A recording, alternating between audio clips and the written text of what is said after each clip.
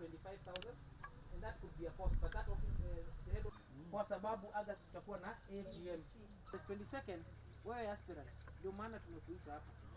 Hii nyumba umepatia design ile anafanya ndio hata tujue kazi zake.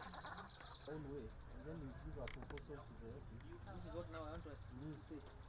Because why I'm saying that siku ya leo tumeungana hapa kama wagombea wa viti tofauti tofauti katika kaunti ya Jubilee. Tumekuja hususan kuweza kujipanga kuweza kufungua ofisi yetu ya Jubilee ambayo itakafunguliwa tarehe 22 mwezi ujao.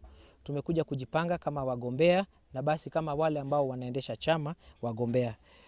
Saa hii Jubilee iko tayari na tuko mbele pamoja na tumeamua kwamba leo kila kiti ambayo aspirants wetu wataenda kugombea kutoka ward mpaka national tutadeliver. Hapa Kajiado tutadeliver every seat kuanzia MCA, MP pamoja na women rep. We have said this country is very precious to all Kenyans. We want to stop this politics of gwins in the country.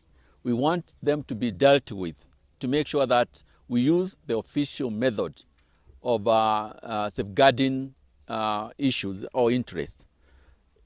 We want to say what they did at All Saint Cathedral is not acceptable to people of this country and Kajiado in particular. Jambo naweza ambia vijana wasikubali kutumika wakati huu.